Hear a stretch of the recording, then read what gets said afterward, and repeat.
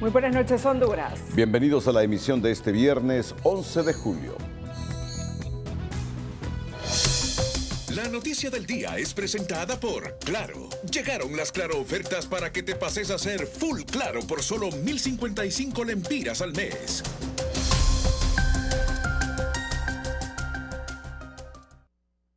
Este viernes la consejera presidenta del CNE, José López, anunció que seguirán con el cronograma electoral y no descarta convocar a una sesión de pleno con la mayoría de los consejeros propietarios.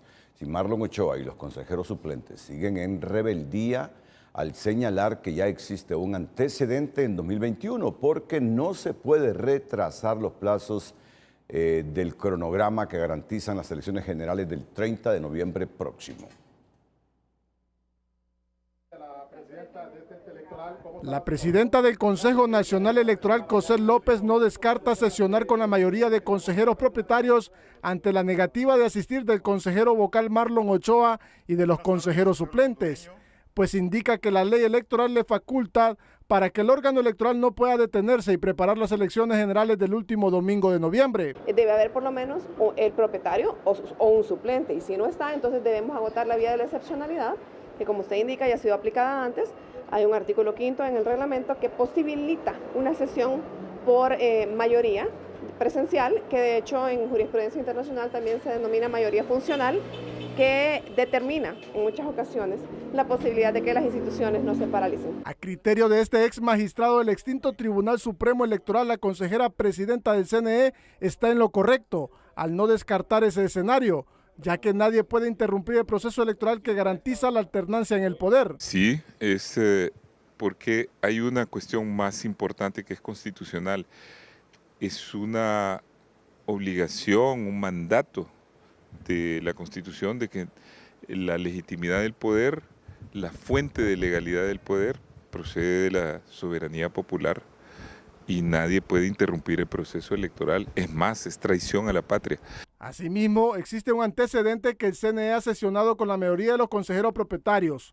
El 9 de marzo del 2021, la consejera presidenta en ese entonces, Ana Paola Hall, convocó a la consejera Rixi Moncada y al consejero suplente Germán Lobo, pero este último decidió no participar. Aún así se llevó a cabo el pleno para aprobar el uso de un listado adicional de electores. La falta de sesiones en el Consejo Nacional Electoral mantiene ese órgano paralizado y ya son varios temas detenidos para las generales, como la contratación de las empresas para la conectividad en los centros de votación, revisar las preguntas y respuestas de las empresas oferentes para la auditoría externa de las actas electorales, al igual que del sistema para contratar la empresa para la biometría y la recepción de ofertas para el TREP, por lo que este ex consejero suplente le recuerda al consejero electoral Marlon Ochoa y a los suplentes que incurren en responsabilidad penal entorpecer el proceso electoral. Y si esta convocatoria tiene que ver para darle curso o darle viabilidad al cronograma electoral y no lo hacen, pues estarían incurriendo en un delito que está tipificado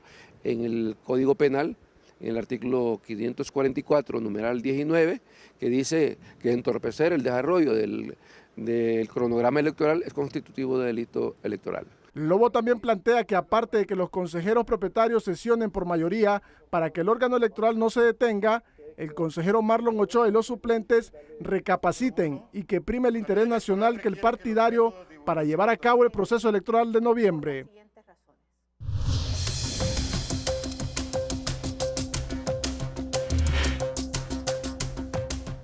Bueno, ¿qué pasó en el Consejo Electoral hoy? La consejera presidenta José López informó a Telenoticias hace algunos minutos que no hubo convocatoria a pleno para este viernes, como trascendió, ya que se estaba a la espera de recibir los informes de la Secretaría de la última sesión de pleno que se realizó el jueves para poder convocar a una nueva reunión de pleno. Estos informes ya fueron recibidos, indicó López, los cuales detallan la ausencia injustificada del consejero vocal Marlon Ochoa y del consejero suplente Carlos Cardona. En la última sesión de pleno, la funcionaria electoral detalló que posiblemente se convoque el fin de semana, entre sábado y domingo, a una sesión extraordinaria para incorporar a un consejero suplente. Esto es lo que nos ha confirmado Cosette López. El jefe de la bancada del Partido Nacional, Tomás Zambrano, aseguró que Libre no puede seguir poniendo en riesgo las elecciones generales y pide el total respaldo para las consejeras Cosette López y Ana Paola Hall. Además, indicó que la ley electoral le permite a ambas funcionarias realizar el pleno por mayoría de consejeros propietarios presentes para avanzar en el proceso electoral. Han actuado con responsabilidad, han actuado en base a la ley. Y la misma ley electoral en su artículo 18 y el reglamento de sesiones de pleno en su artículo 5 les da la potestad para poder llevar a cabo sesiones de pleno con mayoría de consejeros propietarios. La democracia no se puede detener. Se tiene que adjudicar el TREP antes de los 4 meses que faltan para las elecciones. Zambrano explicó que si se incumple la adjudicación de la empresa para la transmisión de los resultados electorales preliminares TREP por caprichos de Marlon Ochoa y de los consejeros suplentes, estarían incurriendo en responsabilidad penal. En un amplio mensaje publicado en las redes oficiales del Congreso Nacional, el diputado presidente Luis Redondo responsabiliza a las bancadas del Partido Nacional y del Partido Liberal por los disturbios registrados durante la sesión legislativa en la que comparecían los consejeros del Consejo Nacional Electoral, asegurando que existió un plan premeditado para sabotear la intervención del consejero Marlon Ochoa y desestabilizar el desarrollo del proceso electoral de noviembre. Según el titular del Legislativo, el trato hacia las consejeras Ana Paola Hall y Cosette López fue respetuoso y se brindó apoyo logístico y de seguridad conforme al protocolo institucional. Sin embargo, afirmó que las bancadas opositoras maniobraron para obstaculizar la sesión. En su mensaje, Redondo rechazó las declaraciones de quienes afirman que no existen condiciones para celebrar elecciones libres. Recordó que el Congreso ha emitido 15 decretos en materia electoral y ha aprobado con más de 6 meses de anticipación un presupuesto de más de 4.000 millones de lempiras para el proceso del 30 de noviembre. En su más reciente informe, el Instituto Universitario en Democracia, Paz y Seguridad, IUDPAS, registra entre el 8 de septiembre del 2024 y el 30 de junio de 2025 404 casos de conflicto político electoral y 109 incidentes de violencia política. En el monitoreo se revela que las fuertes tensiones a lo interno y entre los partidos políticos y en instituciones como el Consejo Nacional Electoral, las Fuerzas Armadas y el Ministerio Público se desarrollan en un contexto de abuso de poder, corrupción, polarización y genera un escenario incierto para las elecciones generales de 2025. Se registran más de 400 conflictos políticos desagregados en distintas disputas originadas, sobre todo en desacuerdos vinculados a la legitimidad política y de los resultados electorales, las dinámicas de los partidos políticos, los delitos electorales, las reformas y aquellos procesos de alianzas políticas que se hayan podido desarrollar. Lamentamos que hasta ahora el registro de violencia política haya elevado a 109 casos, sobre todo en el departamento de Francisco Morazán. El análisis que ahora presentaremos destaca los grandes retos que enfrenta de hoy en adelante el proceso de elecciones generales. Las cifras que recopiló la unidad de monitoreo del IUDPAS revela que en los últimos 10 meses se registraron 6 muertos por violencia política que se reportan en los departamentos de Copán, Atlántida, Comayagua, Lempira, Lloro y Colón. Cada 4 años, Honduras se asoma a los mismos escenarios violentos en el campo electoral. Según el IUDPAS, de los 109 casos de violencia política registrados en los últimos 10 meses, el Partido Libre registra el mayor número de víctimas, pero también es el principal agresor, usando el aparato estatal y recursos públicos para intimidar, manipular y agredir. Como estamos en una contienda y en una competencia político-electoral, al que le va a ir todos los golpes es el que está en el poder. Entonces, eso también tiene que ver con esas dinámicas de la competencia política. Lo importante aquí es que no dejarlo a un nivel de que esto se convierta en una práctica normalizada. De los 404 conflictos políticos registrados en el mismo periodo, la mitad corresponde a la falta de confianza en los resultados electorales, por el cuestionado desempeño de las Fuerzas Armadas y del Consejo Nacional Electoral en la entrega tardía de las maletas electorales durante las elecciones primarias de marzo. aceptamos de que el Consejo Nacional Electoral sea un órgano técnico que sea escogido por méritos técnicos sus consejeros y consejeras, no vamos a tener conflictos en los próximos procesos electorales. Ese es el gran dilema que tiene como país, porque estamos atrapados en ese gran problema donde los partidos no quieren dejar de tener una ventaja desleal por encima de los demás. En el informe se detalla que 1 de cada 3 mujeres víctimas de violencia política recibe agresiones simbólicas, incluso de sus propios compañeros de partido, una situación que lejos de disminuir va en escalada. Vemos sobre todo pues la mayor parte de los hombres que son los que participan en estos actos de violencia. No solo son cifras, se trata de una polarización y confrontación que suben de tono a pocos meses de las elecciones generales. Y frente a este panorama, sectores demandan a líderes de los partidos políticos abstenerse de recurrir a actos de violencia que busquen sabotear el proceso electoral. Lamentablemente eso no contribuye al proceso, debilita la democracia y vuelve mucho más complejo el desarrollo en sí del proceso electoral del 30 de noviembre, en donde todavía estamos a tiempo para poder recuperarlo.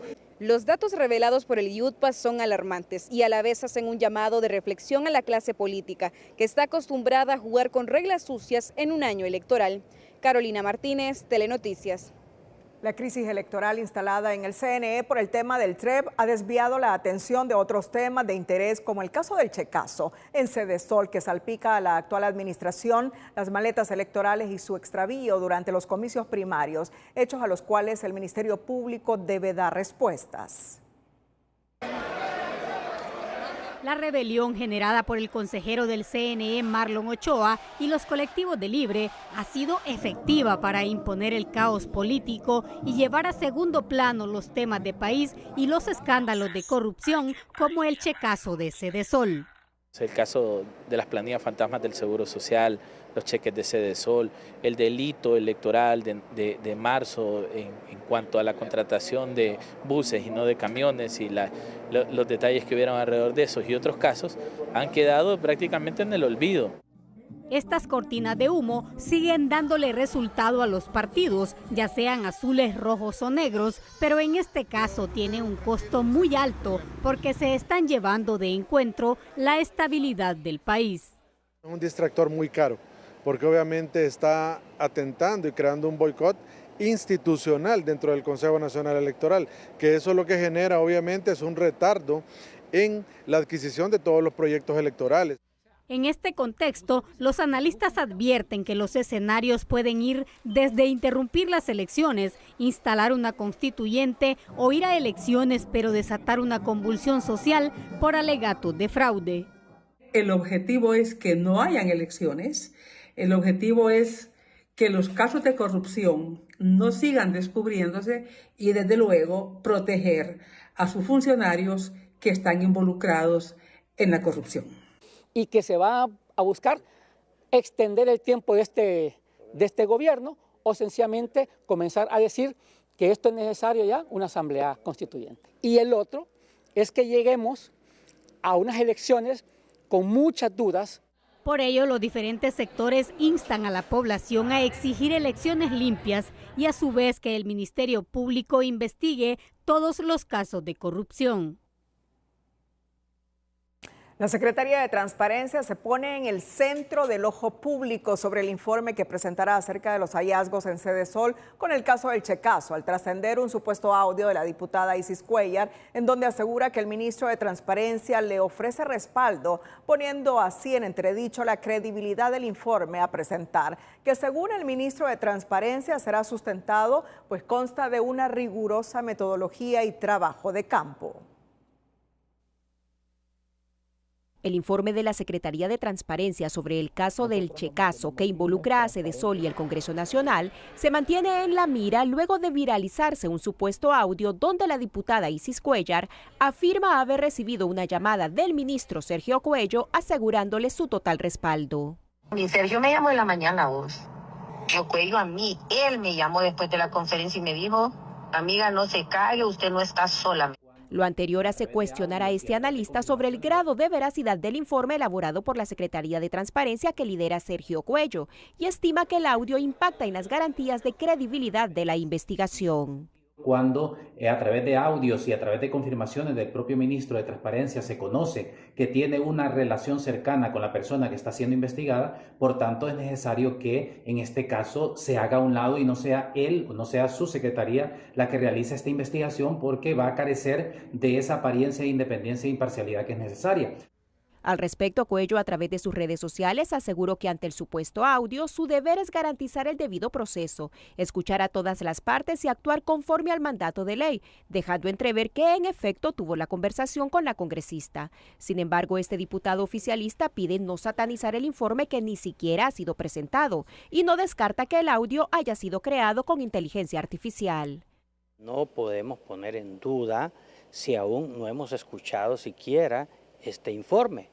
Un audio que circula por ahí, no sabemos su autenticidad. Ahora con la tecnología, mejor esperemos que la diputada próximamente pueda defenderse.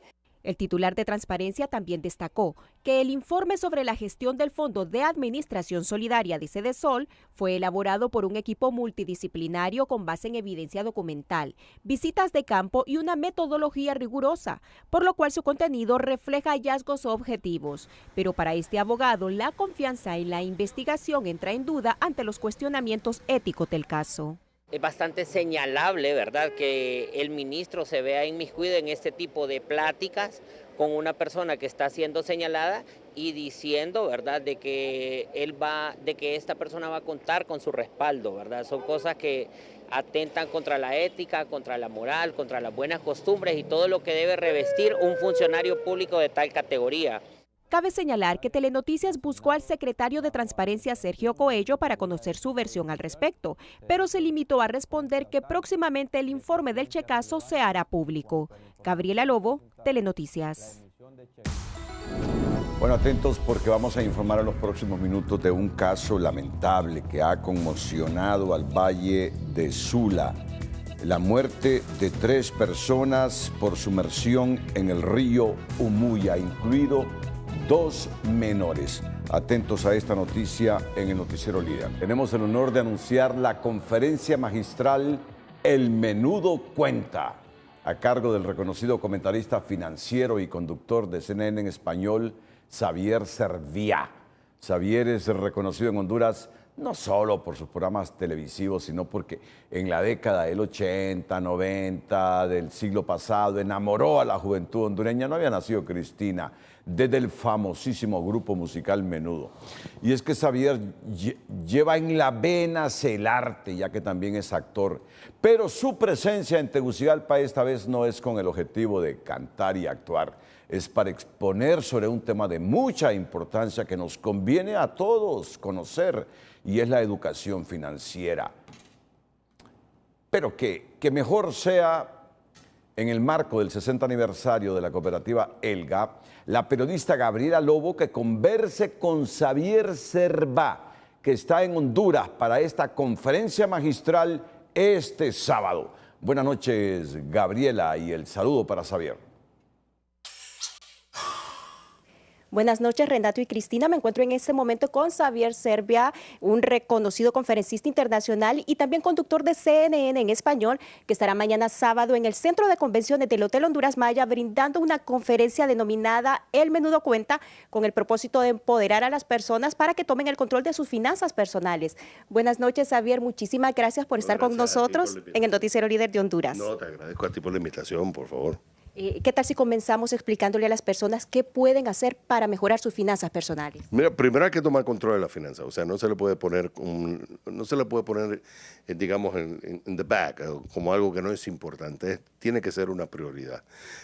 Segundo, hay que saber qué se está haciendo con el dinero, o sea, tú tienes que generar ingresos y también tienes que controlar los gastos, porque en la medida que tú generas ingresos, controlas gastos, esa brecha se convierte en ahorro y después ese ahorro hay que invertirlo. Pero creo que lo más importante es hay que tomar una posición muy activa, pensar no tan solo en el presente, sino también en el futuro. O sea, nosotros no vamos a ser jóvenes toda la vida. Fíjate que yo cuando Menudo tenía 12 años, viste ese muchacho tan lindo ahí que se veía, mira ahora este viejo feo, pues claramente las cosas cambian, hay que prepararse para el futuro. ¿Cuál es el error más común que cometen las personas y cómo se puede evitar? Miopía de futuro. O sea, yo creo que el primer error es buscar esa satisfacción inmediata sin pensar que hay un mañana. Ver el presente y ignorar el futuro.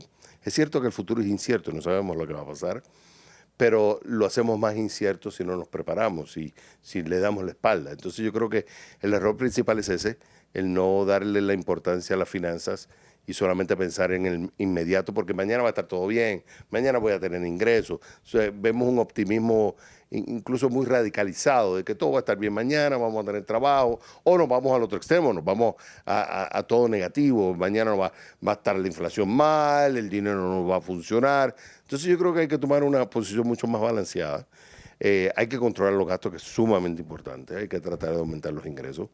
Y lo más importante es que hay que crear una brecha entre ingreso y gasto con el fin de que ese ahorro se produzca, se genere ese ingreso con el fin de invertir y hacer que el dinero crezca y trabaje para nosotros. En ese sentido, ¿qué recomienda primero?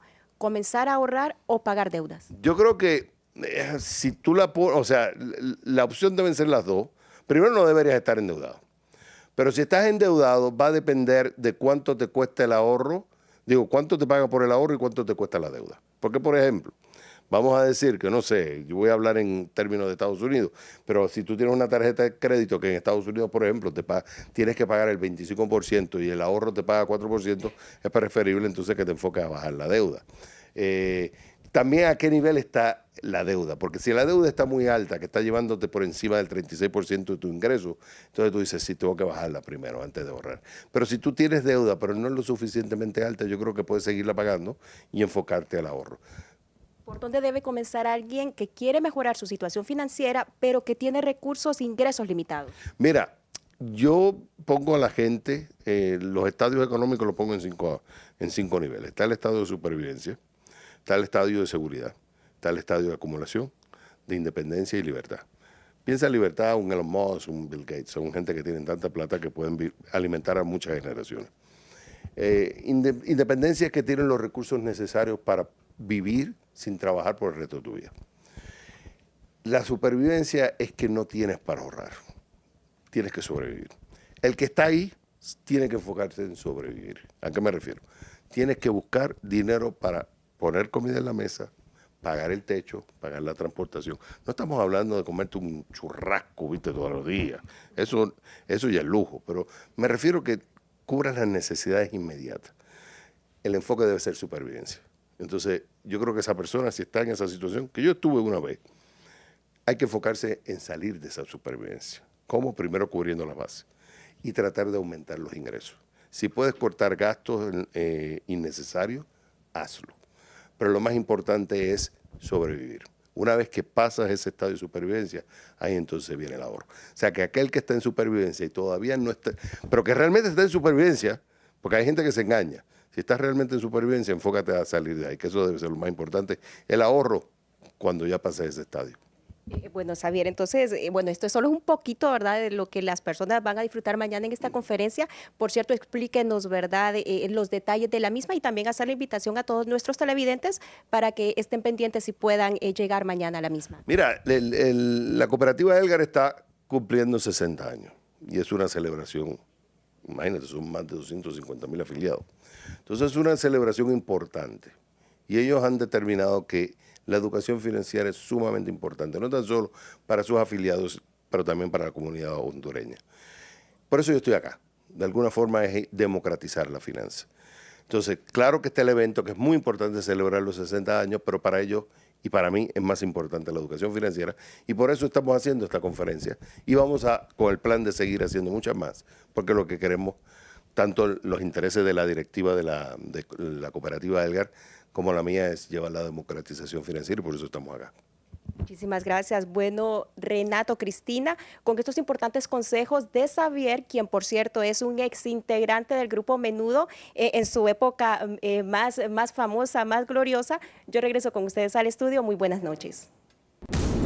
Más adelante le informaremos consternación por la muerte de 3 personas, incluidos 2 menores en el río Umuya. Pero antes, en Educación Financiera le ofrecemos algunas pistas para que pueda descubrir si es un líder visionario capaz de transformar sus negocios y generar un impacto financiero. Educación Financiera es presentada por Banpaís. Compra todo lo que quieras y divídelo en cuotas a 0% interés con tus tarjetas de crédito Banpaís. Haga mejores preguntas. Es un punto fundamental para desarrollar un pensamiento estratégico y todavía más para un enfoque visionario. Piense qué preguntas aún no le han planteado y busque ideas nuevas o personas que le ayuden a crecer. Un visionario construye su sentido de visión interactuando con el mundo que lo rodea. Priorice los valores correctos. Si solo está enfocado en generar dinero y nada más y quiere convertirse en un visionario, su mentalidad necesita cambiar. Piense, por ejemplo, tengo una idea que podría cambiar el mundo y mejorarlo. Priorice el valor que su idea puede agregar y no solo el dinero que ésta le puede traer. No siga a la multitud. No tenga miedo de ir lejos con una idea. Un visionario ve más allá de la multitud, las normas y los obstáculos. Recuerde que no importa si ya es un visionario o no. Para hacerlo, solo necesita ajustar su mentalidad a un enfoque basado en valores y estar dispuesto a dar un paso lejos del mundo y mirarlo de manera diferente.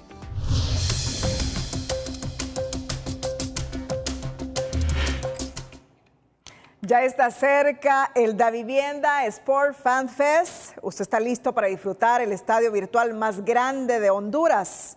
2 grandes finales, Mundial de Clubes de la FIFA y el torneo de Wimbledon, un Sport Bar con el mejor ambiente y un show de medio tiempo que no se puede perder. Solo por asistir ya estará participando por un viaje para 2 personas para ver a su equipo favorito en la Copa Centroamericana de la CONCACAF.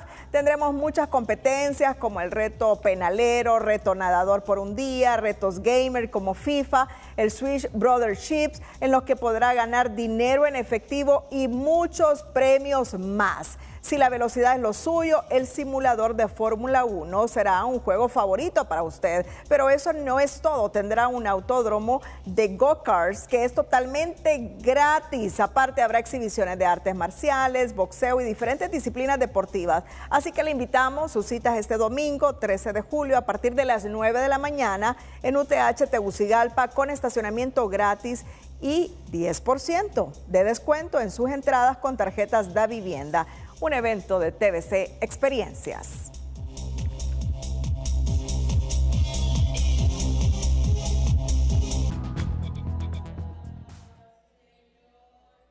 Gran consternación se vivió en El Progreso esta mañana en el velorio de la pequeña Iliana Victoria Hernández, de 5 años, quien murió ahogada en el río Umuya, cerca de Santa Rita Lloro. En el suceso también falleció Abner Hernández, de 8 años, y Cindy Ramírez, que fue encontrada sin vida esta tarde en el caudaloso río. Familiares niegan que la muerte de las 3 personas, incluida la dama mayor de edad, se deba al consumo de bebidas. El hermano de la niña puede nadar, él podía nadar, él sí se salvó, y se salvó otro niño que era nieto del señor, del esposo de mi prima. ¿Y su prima?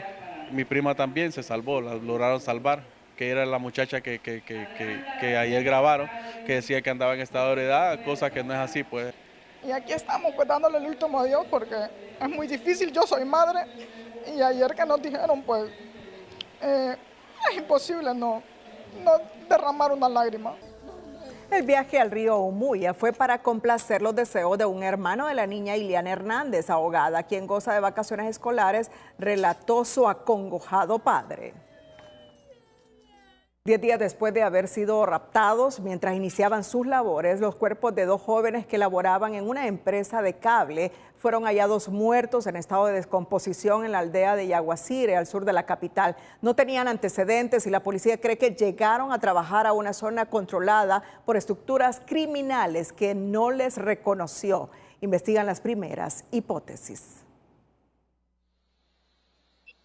Este es el último registro que por ahora se tiene de Mario Medina, de 28 años, y Christopher López, de 22 años. En las imágenes se observa a los 2 jóvenes la mañana del pasado 1 de julio, cuando se encontraban frente a una vivienda en la colonia El Pedregal, en la que presuntamente trabajaban.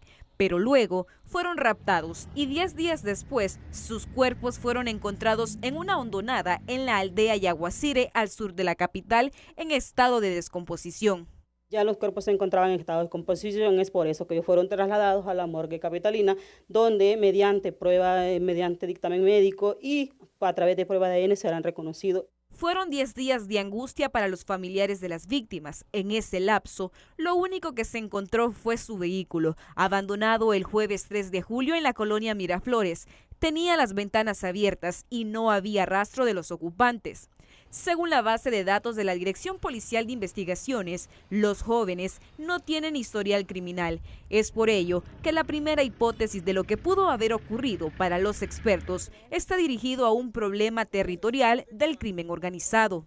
Obedece al pleito de territorios, donde ellos manejan la distribución del narcomenudeo, y eso pues hace que cuando muchos de sus militantes de una y otro, ahora hay más de 5 grupos pues, se introducen a un territorio, pues lo que sucede es ese tipo de respuesta de parte de estos grupos criminales organizados. Los jóvenes solo cumplían con su trabajo, pero fueron presa de estas estructuras criminales que siembran terror en barrios y colonias en la ciudad, lamenta el director de CIPRODE. Lamentar lo que pasó con estos muchachos, también lamentar que esta sociedad nuestra no quiere abandonar su práctica de violencia, pero también que no hemos abordado realmente las causas originarias de la violencia en el país. Este caso continúa en investigación por las autoridades policiales y no se descarta capturas en las próximas horas, ya que algunos sospechosos ya habrían sido identificados.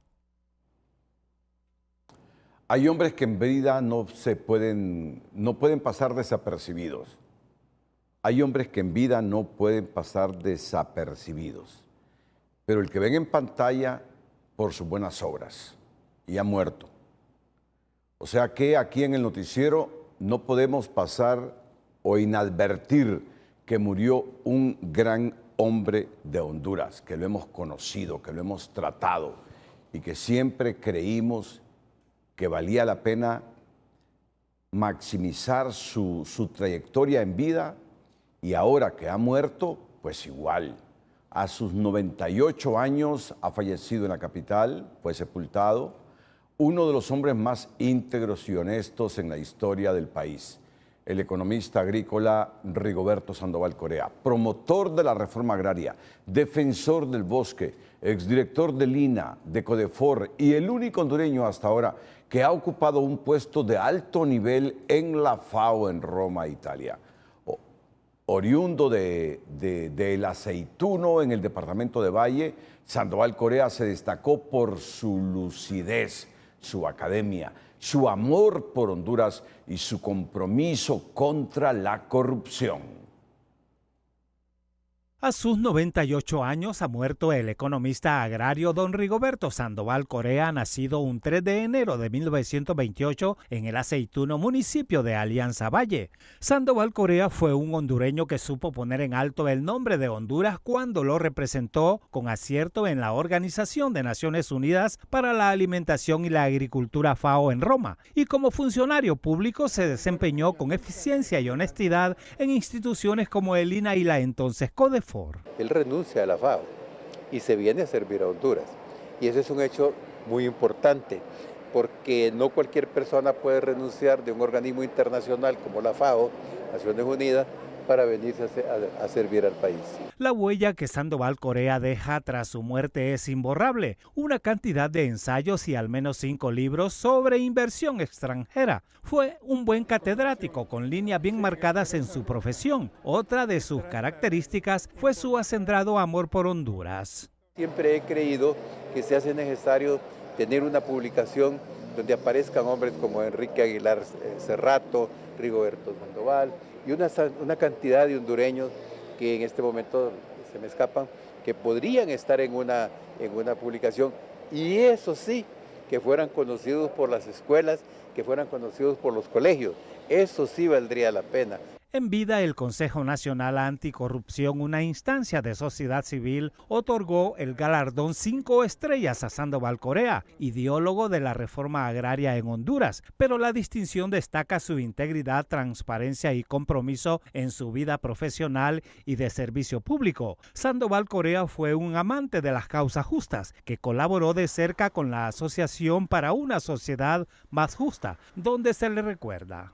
En nuestros inicios recuerdo trabajando con mucha dedicación en la ley forestal, esa ley que fue la primera ley forestal que se aprueba en el país, con mucha dedicación, entrega, compromiso, así es que deja un legado enorme a las nuevas generaciones.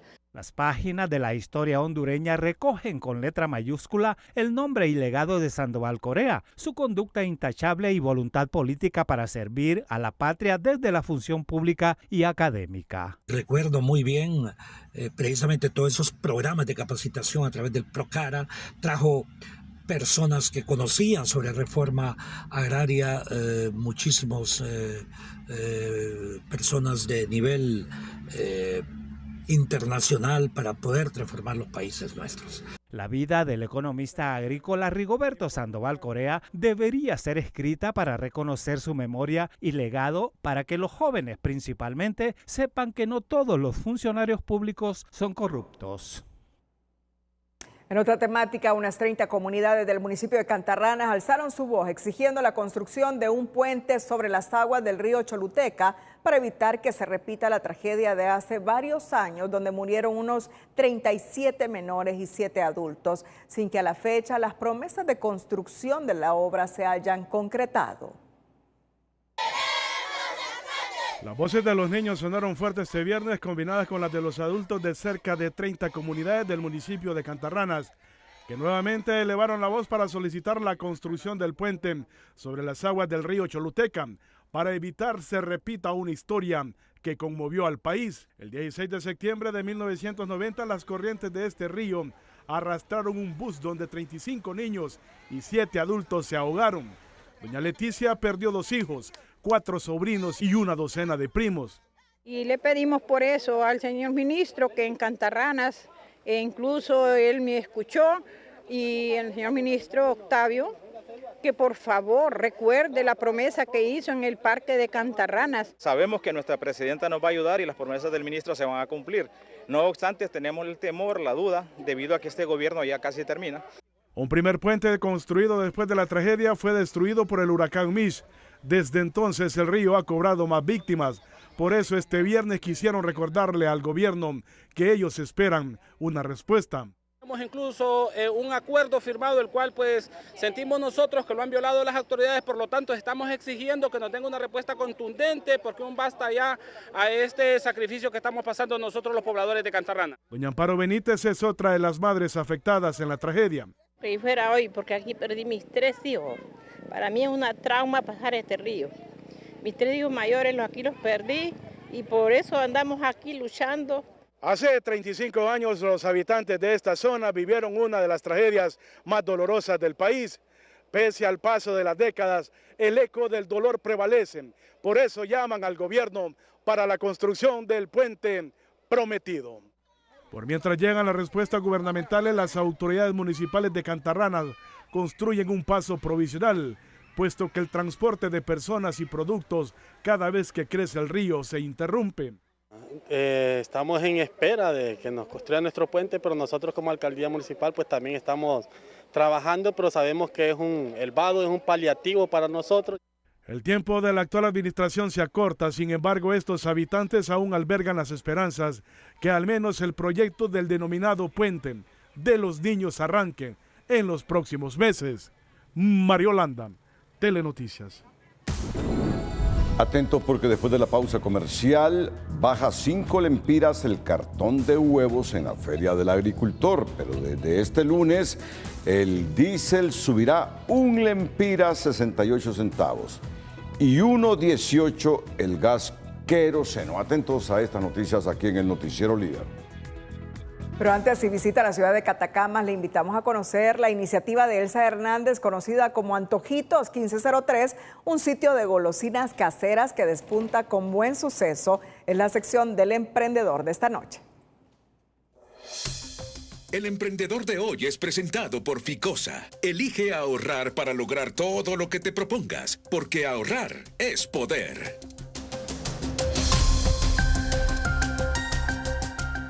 Amigos, todo es mejor. Desde muy joven, Elsa Hernández descubrió su amor por la cocina.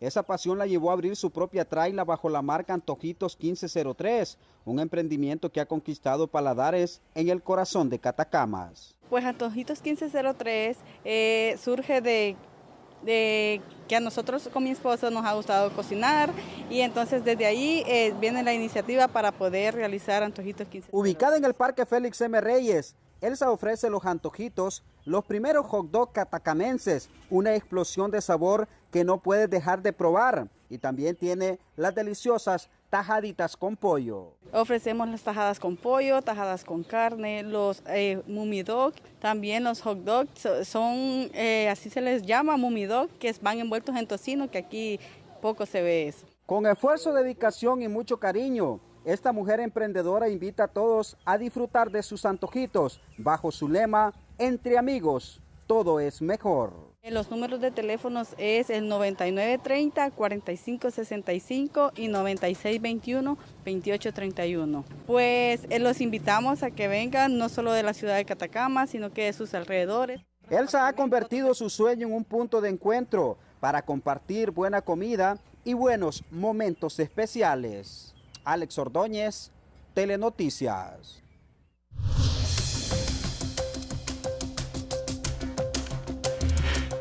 Y en nuestro Viernes Cultural le contamos todos los detalles de cómo se vivió la presentación del libro Les escribo a mis 93 años de la escritora Irma Cobos y le mostramos el espectáculo de la primera Orquesta Sinfónica Infantil de Honduras que culminará su gira este sábado en San Pedro Sula, donde usted puede acompañarlos.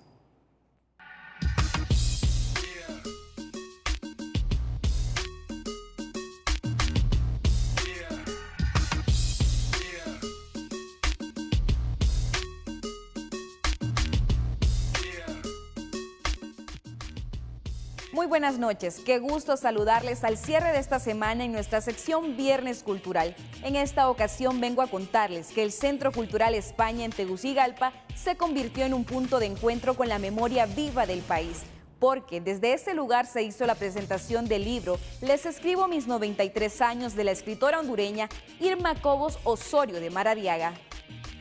Pero este no es un libro cualquiera. Es un testimonio entrañable que rescata la voz de una mujer que ha sido testigo lúcida y sensible de los grandes y pequeños episodios que han forjado la Honduras del siglo XX. En cada página del libro, que ya está disponible en las librerías del país, Irma Cobos traza un mapa emocional y social del país a partir de recuerdos familiares, anécdotas de barrio, escenas cotidianas y personajes que, aunque a veces anónimo, forman parte del imaginario colectivo hondureño. Y para este fin de semana usted puede escuchar y disfrutar de la primera Orquesta Sinfónica Infantil de Honduras. Además, lo invito a inscribirse al concurso de pintura juvenil. La gira de estos jóvenes culminará este sábado en la Casa de la Cultura en la ciudad de San Pedro Sula. Familias, estudiantes, artistas y amantes de la buena música pueden asistir y disfrutar de este espectáculo totalmente gratis, lleno de sensibilidad, disciplina y pasión por el arte. La orquesta, conformada por jóvenes talentos hondureños, interpretará un repertorio diverso que seguramente deleitará a la audiencia, y la intención no solo es entretener, sino también fomentar el aprecio por la música clásica y fortalecer el tejido social a través del arte. Y la Secretaría de Arte y Cultura tienen convocatoria abierta para el concurso de pintura juvenil. Los jóvenes de 13 a 21 años tienen hasta el 25 de julio para presentar su obra de forma presencial en las instalaciones de la Secretaría. A través de este concurso se premiarán las mejores 8 obras y los parámetros. Usted puede verlos en las redes sociales de esta Secretaría. Así está el resumen de las actividades culturales en nuestro país. Nos vemos en la próxima. Feliz noche.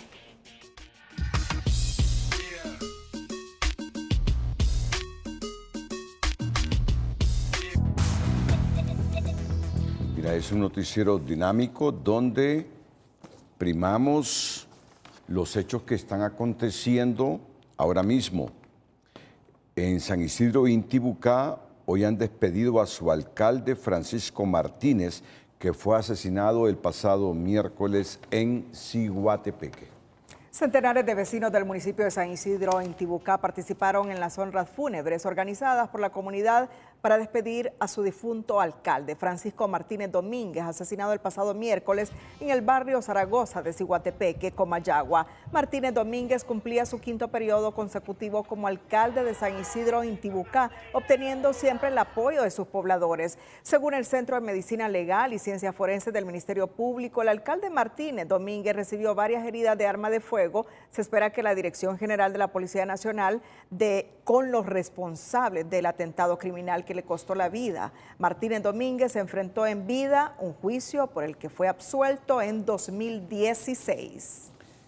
Y han asesinado a 3 personas y otras 3 heridas en una nueva masacre registrada en el departamento de Olancho.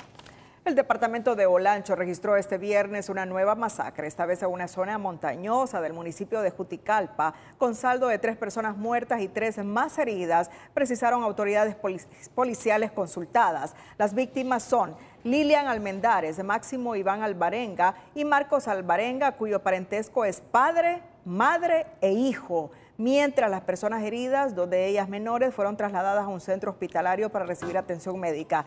Este hecho de muerte múltiple es el 4º ocurrido en el departamento de Olancho en 2025 y para perpetrarlo los hechores utilizaron armas de fuego y ocurrió en la aldea Carrecillo Arriba, jurisdicción del municipio de Juticalpa. Solo en 2025 Honduras registra 23 masacres. Bueno, somos un país geográficamente pequeño comparado con otros 10 millones de habitantes, ni siquiera los 10 millones de habitantes, ya va a salir el censo, sí. Ni siquiera los 10 millones, pero con una gran cantidad de sucesos y que se reflejan en nuestros noticieros porque tenemos que ir sacando o divulgando las cosas en función de cómo nos van llegando. Bueno, la política no... Es un tema... no puede pasar desapercibida. Uno dice, ya informé sobre política, pero siempre está en la agenda, en cualquier momento. Y más ahora con las redes sociales, Renato. Con las redes sociales y con todo lo que está ocurriendo en el Consejo Nacional Electoral.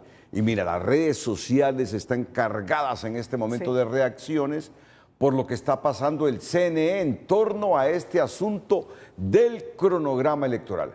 Así que, por favor, permítasenos estar alternando entre sucesos, muertes por inmersión, masacres y la política. TN5 en línea es presentado por La Curazao. Tu mejor compra comienza con una credioportunidad. Disfruta de grandes beneficios con tus compras al crédito. Solicita tu crédito ya. El tema del sistema de transmisión de resultados preliminares TREP y el consenso dentro del Consejo Nacional Electoral son las 2 aristas que han marcado la tendencia en redes sociales en las últimas 24 horas. El fiscal general del Estado, Edmundo Orellana, abordó el tema en sus redes. Evitar la transmisión de datos falsos mediante el TREP es importante, pero también lo es, y no se le da importancia, el fraude que resulta de venta de credenciales, de llenar espacios vacíos en boletas electorales o de infiltrar votos. ¿Por qué cree usted que los políticos actúan así? Por su parte, Lester Ramírez escribió: ¿qué hace legítimo un acto? ¿El cumplimiento de la ley o el simple acuerdo de quienes participan? La legitimidad de un acto institucional no depende de que todos estén de acuerdo, sino de que el procedimiento siga lo establecido en la ley y las normas internas. Por ejemplo, yo puedo no estar de acuerdo con una decisión tomada por mayoría en una junta directiva, pero eso no significa que la votación sea ilegítima. Mientras el abogado Waldo Rivera sintetizó, consenso no es unanimidad. La ley electoral da salidas en caso de que el Pleno del Consejo Nacional Electoral no se instale. Revisen, y quienes no cumplan con su deber están sujetos a las sanciones por incumplimiento de sus deberes. No saben a qué se exponen. ¿Vale la pena arriesgarse? El también abogado Omar Mengíbar expresó: Creo que todos debemos contribuir con la responsabilidad de superar la crisis que vive el Consejo Nacional Electoral. Y una forma de hacerlo es no alimentar rumores ni pronósticos apocalípticos. El empresario Eduardo Facusé Salomón posteó: ni el TREP de Matamoros Baxson, ni el TREP de Nicolás Maduro. Los hondureños queremos elecciones limpias y transparentes.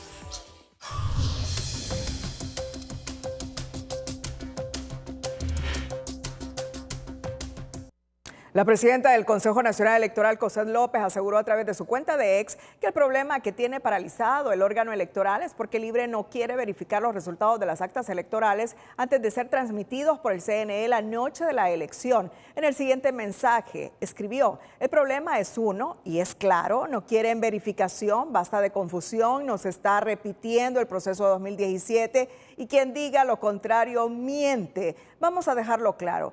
¿Qué se aprobó? ¿Qué se rechazó? ¿Y por qué la narrativa del fraude es una falacia diseñada para encubrir intereses políticos mezquinos? Les comparto dos esquemas simples y directos. Si le dedicamos unos minutos, entenderemos lo que realmente ocurre y dejaremos de caer en las cortinas de humo y en lo que algunos pretenden imponer a punta de violencia y pataleo. En su publicación, López comparte los dos escenarios: lo que se aprobó el 15 de junio con la verificación humana de las actas electorales y el que apoya el consejero vocal Marlon Ochoa sin la verificación humana de las actas electorales. En otra información, baja 5 lempiras el cartón de huevos en la Feria del Agricultor. Economía Hoy es presentada por el 7 de Banco de Occidente. Ahorra 700 lempiras o más y participa por premios semanales de 7.000, 70.000 y hasta 700.000 lempiras. Comerciantes de la Feria del Agricultor anunciaron este viernes un alivio al bolsillo de la población al registrarse una rebaja de 5 lempiras en los huevos, quedando en 80 lempiras el cartón de huevo pequeño y a 95 el grande. Este fin de semana el huevo bajó de 100 lempiras, las 30 unidades de huevo grande pasó a 95 lempiras, a un promedio de 3 lempiras con 17 centavos la unidad. El huevo mediano pasó de 90 a 87 lempiras las 30 unidades, a 2 lempiras con 90 centavos la unidad, y el huevo pequeño 80 lempiras las 30 unidades. De acuerdo con don Edgardo, es una buena noticia que bajen los precios, pero en este caso se está generando por una caída en las ventas, ya que la población está frenando el consumo por la incertidumbre y el odio que destilan los políticos, aseguró. Entonces eso se le transmite a la población, aunque uno no quiera o no forme parte de esos relajos, se siente afectado y le viene la duda, ¿qué va a pasar mañana? Entonces, ¿qué sucede? Si usted no sabe qué va a pasar mañana, no arriesga mucho hoy en cuanto a consumir porque dice mejor guardo, ¿verdad? No sé si voy a perder mi empleo, no sé si no voy a tener buenas ventas. Los precios de los combustibles registrarán alzas el próximo lunes. El galón de gasolina superior incrementará 63 centavos. Su nuevo precio será de 104.43. La regular tendrá el mismo incremento, quedando en 95.53 lempiras. Por su lado, el queroseno tendrá un alza de 1.18 para cotizarse a 77.31, mientras que el diésel subirá 1.68, reflejando un nuevo precio de 87.72. Y el LPG vehicular subirá 13 centavos, quedando a 47.25 lempiras a partir del próximo lunes.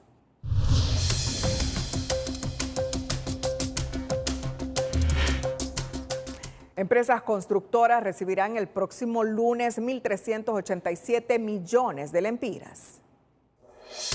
El Minuto Financiero es presentado por Cooperativa Elga. Tu Elga está aquí. Ahorra y haz realidad tus sueños. 60 años de historia. Elga te da más. Luego de asegurar que solo le adeudaban 221 millones de lempiras a las empresas constructoras, este viernes la Secretaría de Finanzas rectifica y anuncia que el próximo lunes 14 de julio harán efectivo un pago de 1.387 millones de lempiras a empresas constructoras que ejecutan proyectos de infraestructura del gobierno. En este desembolso se incluye todas las empresas que acreditaron la documentación ante las siguientes secretarías: CID, FIS, Pronader, SENAC, Condepor, Conatel y Sedecoas. La ejecución presupuestaria y la inversión pública sigue siendo deficiente en los primeros 6 meses de este año, apenas de un 21%, y no se ven visos de acciones más eficientes. Para compensar este déficit, el gobierno meterá el acelerador en gasto social con bonos y transferencias con fines políticos electorales, avisoran los expertos. Mientras el gobierno prioriza el gasto y aumenta en 5.000 millones la partida de salarios, la población sigue careciendo de reparaciones de escuelas, carreteras, medicamentos o proyectos de agua por pura ineficiencia al ejecutar apenas 22% de la inversión pública al primer semestre. Lo que podemos ver es ineficiencia, porque a veces no es que no tienen recursos, porque vemos que el Congreso aprueba proyectos, vemos que hay un aumento en la masa salarial de más de 5.000 millones. Entonces, ¿cómo es que sí hay aumentos salariales? Se está priorizando eso, pero no hay prioridad para ejecutar proyectos que beneficien a la gente que más necesita. Se perdieron las esperanzas de que sea eficiente en los meses que le restan a la administración Castro, lo que sí vaticina el director del Instituto de Investigaciones Económicas y Sociales es que le meterán acelerador al gasto social para dar bonos y transferencias como proselitismo político. El tema social va a entrar fuerte en este segundo semestre del año, principalmente el asistencialismo y claramente no desviarlo al tema del proselitismo. El presupuesto igual, seguir manteniéndolo, pero igual el presupuesto de una u otra manera logra un nivel alto por el tema de sueldos y salarios. Lo mismo el servicio a la deuda, pero sí debemos priorizar precisamente en el tema de la inversión productiva, que esta es la que realmente nos va a permitir tener mejores condiciones económicas y que podamos acceder precisamente a un mejor nivel de desarrollo. Pareciera que es insignificante la ejecución, dice este empresario, pero la poca inversión pública genera menor crecimiento económico, precariza la calidad de vida de los hondureños y profundiza la desigualdad. La infraestructura sí está mejorando mucho, hay que reconocerlo, ¿verdad? Pero hay una cantidad de inversión que no se está llevando y esto definitivamente afecta al desarrollo general del país. Los entrevistados coinciden en que el presupuesto está lejos de cumplir su función de ser una herramienta de desarrollo, pues cada año se incrementa su monto, pero en lugar de disminuir, se aumenta o se mantiene la pobreza.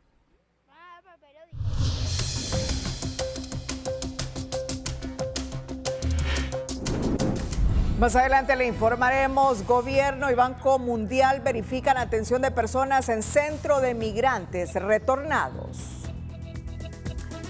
Pero antes, lo positivo lo encontramos en el Caribe de Honduras, donde pescadores artesanales de la zona, con el uso de la tecnología, podrán contar con energía solar adaptada a sus embarcaciones y preservar así mejor sus productos.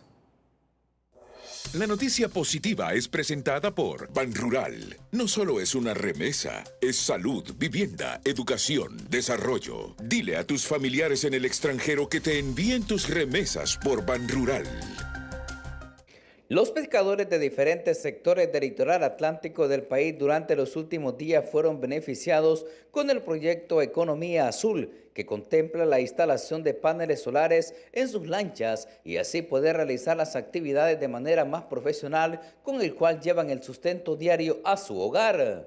Nos facilita más las horas de pesca porque tenemos más carga, más energía. Con esta batería no ocupamos andar otra clase de batería porque el panel solar carga la batería. Las organizaciones promotoras de esta innovación reaccionaron bastante satisfechos con el pilotaje realizado en los últimos días en el municipio de Santa Fe, Colón. Obviamente, desde AECIP consideramos que la innovación es muy importante para los procesos de desarrollo. Se está implementando en 5 municipios del departamento de Colón y el proyecto consiste en fortalecer a 800 familias de pescadores a través del equipamiento de la tecnología IMPES. Esta consiste en un panel solar que alimenta una batería y esta posteriormente impulsa una bomba, lo que permite fortalecer la cadena de frío mediante la captura de peces vivos. Este novedoso proyecto tiene como objetivo favorecer a los diferentes sectores del Caribe hondureño, donde más del 80% de sus habitantes de las zonas costeras dependen de la pesca artesanal. En La Ceiba, Nahum Monge, Telenoticias. El estado del tiempo es presentado por Invesa. No importa el tiempo, muévete con Fotón. Ahorra hasta $6,500 este mes invirtiendo en un buen maquinón. Hola, ¿qué tal? Qué gusto saludarles. Este 11 de julio hemos celebrado el Día Mundial de la Población, una fecha que nos invita a precisamente pensar en que ya somos 8.100 millones de habitantes en este planeta Tierra, derrochando recursos con una economía de derroche, no una economía circular. Y si no la tomamos ahora, pues seguramente no tendremos un futuro sostenible y tendremos que enfrentar graves consecuencias. Hoy también ha sido un día importante porque la misión Copérnicus de la Agencia Espacial Europea nos está proyectando que hacia noviembre podría presentarse el fenómeno de la Niña en pleno cierre de la temporada de huracanes, lo que podría representar abundante lluvia al cierre de este 2025 sobre el territorio hondureño. Mientras una onda tropical se apresta a ingresar para este fin de semana, entre sábado y domingo estará cruzando el territorio hondureño. Hay que recordar que estamos ya en el proceso de la canícula y es por ello que las lluvias se presentan de forma un poco dispersa. Sin embargo, las proyecciones nos indican que principalmente la región oriental debería reportar pues viento acelerado del este y zonas altas y descampadas del país también, el del resto del territorio. Mientras aquí, gracias a Dios, así irá avanzando el fenómeno para esta jornada de sábado y para el domingo. También la proyección indica que pues tendremos incremento de humedad en región oriental, extendiéndose en algunos puntos del noroccidente. Las lluvias y en acumulados, así se representan algunos puntos del Valle de Sula, municipios colindantes con El Salvador en el occidente, aquí en el centro, en la zona sur un poquito más altos, por encima de los 20, y en todo el sector de, gracias a Dios, hasta de 25 acumulados y más. El oleaje está un poco picado para este fin de semana, 2.2 metros a la salida del Golfo de Fonseca. Por favor, un poquito de precauciones, 1.9 en el litoral caribe hondureño, con temperaturas que se mantendrán elevadas en la zona sur, 35 en la costa norte y Valle de Sula, 34, entre 25 y 33 en el occidente, la región oriental con 30 y hasta 31 pueden llegar, y aquí en el centro con 29. Tomen en cuenta este pronóstico y cuídese mucho, y también cuídese del índice ultravioleta que puede llegar a 13 para este fin de semana. Siempre le queremos como televidente y no como noticia. Que la pasen bien. Cerramos la emisión. Gracias a todos por su fiel sintonía. Feliz noche y fin de semana. Hasta luego.